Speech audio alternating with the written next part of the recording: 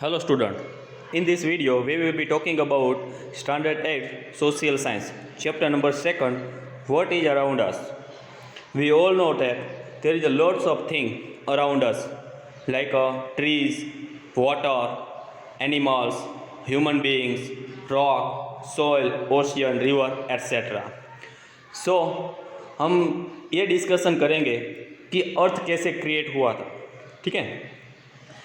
So we all know that the sun is the part of solar family, and in our earth among all the members of solar family has got the suitable temperature, water and air to sustain living beings. ये सारे planets में एक ही planet ऐसा है जिसके ऊपर ये life possible हो सकती है. ठीक है, जहाँ पर temperature, air, water availability high है. Let's start at how the earth is created. It is believed that part of sun which has been detached from the sun after the collision is earth. Detached का मतलब होता है separate होना. सन के अंदर कुछ ऐसा कोलिजन हुआ था जिसकी वजह से एक पार्ट सेपरेट हो गया था सन में से. ठीक है, and this time it was in the form of fireball. अब सन में से जो भी पार्ट अलग होगा वो भी इसलिए फायरबॉल ही होगा, आग का गोला. ठीक है. So this fireball started to cool down slowly and many elements of the earth got transformed into liquid and further into solid form. जब जैसे ये पार्ट फायरबॉल है सन से अलग होता गया तो upper part of the fireball is transform into solid form, liquid form and gases form. Right, let's study that. The elements which got transform into solid are known as the lithosphere, and some elements which got transformed into liquid are known as the hydrosphere, and some elements which transform into the gaseous form came to be known as the atmosphere. इस तरह से जो भी अलग अलग elements transform होते गए और अलग अलग वो बनते गए. Above this all the three parts, atmosphere, biosphere and lithosphere make the biosphere for all. ठीक है, जिसकी वजह से बायोस्फीयर मीन्स जिसमें तीनों इंक्लूड होते हैं, लिथोस्फीयर, एटमॉस्फेयर एंड हाइड्रोस्फीयर, और जिसकी वजह से ह्यूमन लाइफ पॉसिबल हो गई है. ठीक है, in this picture you can see that there is atmosphere, there is biosphere, hydrosphere and lithosphere divided into 4 parts of the earth so that we can easily understand.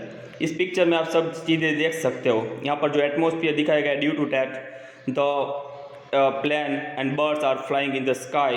Due to the biosphere all the forest living beings are possible.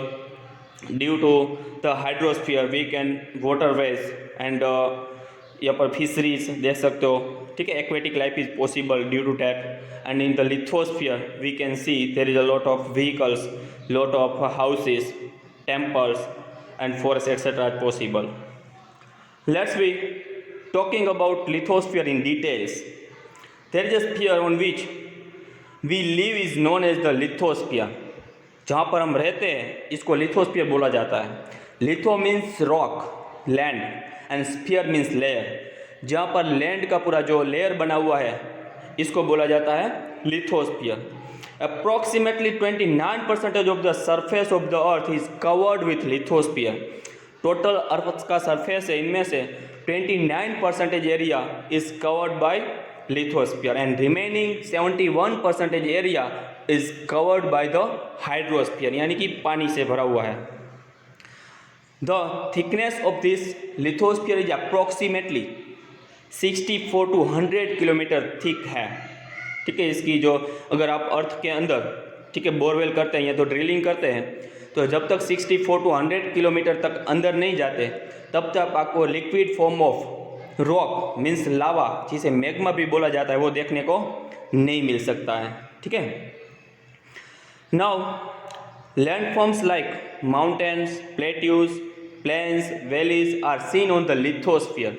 ये सारी चीज़ें हम lithosphere के ऊपर देख सकते हैं. Lithosphere मतलब कि ये लैंड एरिया के ऊपर, कहीं पर माउंटेन है, प्लेट्यूज है, वैलीज है, प्लेन एरिया है etcetera we can see on the lithosphere. ठीक है. Now at the there are many gases present in the interior of the earth which rise up with pressure and heat. वैसे देखा जाए तो अर्थ के centre में आज भी जो लिक्विड फॉर्म ऑफ लावा है, जो सन में से अलग हुआ जो फायरबॉल था, वो अभी लिक्विड फॉर्म में ही है, internal part of the earth. ठीक है, और इसकी वजह से internal pressure is increased due to the pressure and heat, और वो बैलेंस रह सकता है ड्यू टू द ये crust of the earth does not break because the outer force and the internal force both force are equal, same force है, और इसीलिए the crust upper crust of the earth not break down. हमें question ये भी create होता है, if the lithosphere is not there then what happen, अगर lithosphere नहीं होता तो क्या होता, without lithosphere how can we get water to drink, agriculture for food, minerals for industries and the forest. ये सोचने वाली एक बात है। So we have to conserve this lithosphere properly so that we can live easily. Let's talking about the second sphere, hydrosphere. We all know that hydrosphere is the liquid component of the earth. Hydro means water, liquid, and sphere means layer. जहाँ पर liquid का एक layer बना हुआ है जिसको hydrosphere बोला जाता है। It includes the oceans, sea, lakes, ponds, rivers, and streams, etc. On the surface of the earth, the area of water is more than that of land area. हम जानते हैं कि लैंड एरिया के comparison में जो water area है, hydrosphere का layer है, वो सबसे बड़ा है। And approximately 71% of the earth surface is covered by the hydrosphere. Hydrosphere से ये लेयर कवर हो चुका है। वैसे देखा जाए तो अप्रोक्सीमेटली यहाँ पर मोस्ट ऑफ ओशियंस देखने के लिए मिलते हैं, like Pacific Ocean, Atlantic Ocean, Indian Ocean, Arctic Ocean etcetera are included in the hydrosphere. The water bodies closed to the land are known as the seas, bays, states, gulfs, etc. जो land area से cover है, इस parts को अलग अलग नाम से जाना जाता है इसकी फीचर्स के हिसाब से।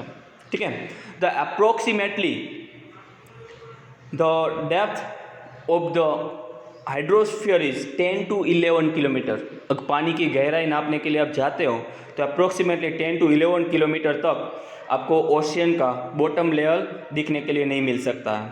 ठीक है, and on the bottom of the oceans we can see the high mountains, plateaus, vast plains, valleys etcetera like on the lithosphere. चलो, इसकी कुछ एप्लीकेशंस भी इसमें और कुछ डिटेल्स में भी दिया गया है।